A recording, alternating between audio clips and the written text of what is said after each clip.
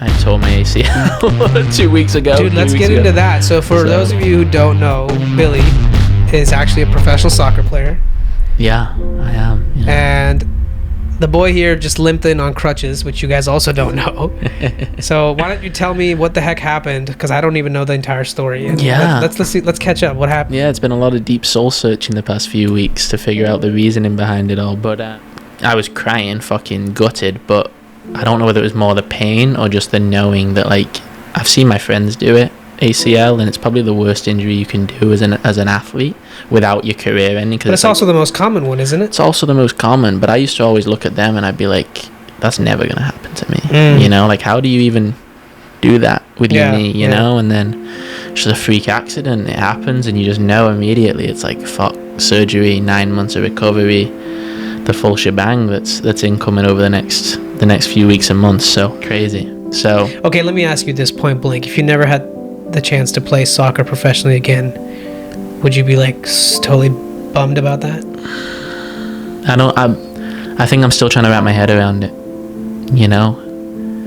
When I'm playing it, it's a weird dynamic. When I'm playing it, when I'm actually immersed in the game, it's the most free I've ever felt. Like, and it really brought me to the moment. It brought me to being present. Like, and when you're playing tennis, like, being able to focus so intently on one thing at a time is really unbelievable. And most sports do that, and I think that's why people fall in love with sports, is because it really brings you to the present moment, and it really just allows your intuition to guide you. Like in tennis, I'm not thinking when I'm in the middle of a point. The next swing, you're just right there. Yeah, think about the safety that plays in football. Like, he's not like thinking, his intuition is guiding him. He's like, okay, I need to go. Like, he's just moving naturally.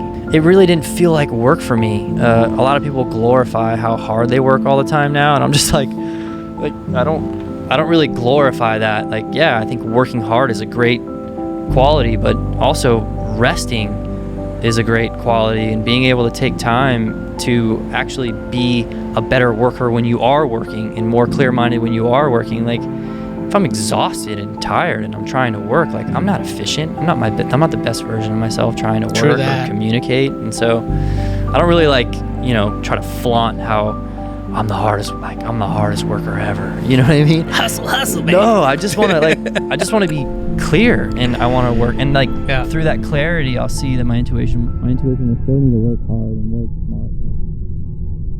You know, when I'm playing it, it's a weird dynamic. When I'm playing it, when I'm actually immersed in the game, it's the most free I've ever felt. Like, you just leave the world. Like, you nothing matters but the game. Nothing matters but the game. And then I finish training, and it's like, oh, this is just wasting my time. I'm taking up too much time. So it's a really love-hate relationship. To be fair, I've done 10 years of all the other shit.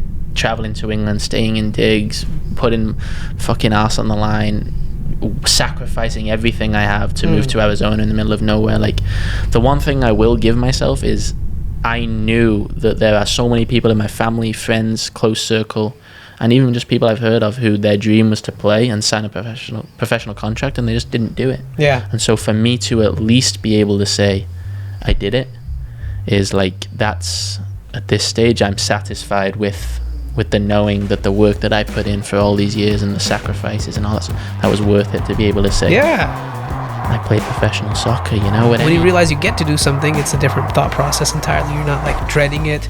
You're realizing that, oh man, I've got it pretty good. I can do a lot of things right now, and yeah, maybe don't have like the world's biggest mansion yet, but shit, if I had that now, what would I do? Like, I would be done, and then what, like, check out? You know what I mean? Like, it's funny how everything that can be seen as negative can also be seen as massively positive too, when you just shift the language in it. Yeah.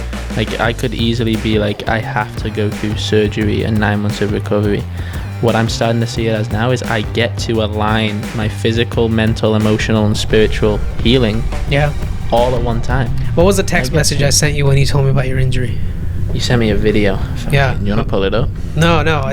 So I'll summarize it for you, what I said. I think you said that your recovery was going to be 9 months.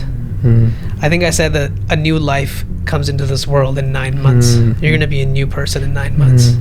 Right? Yeah. It's crazy to think about, like, oh man, my A shit's new done. birth. It's a new birth, exactly Going what it through the is. womb, evolving, changing, The whole thing, man. growing. You know? And then I come out as a fresh slate.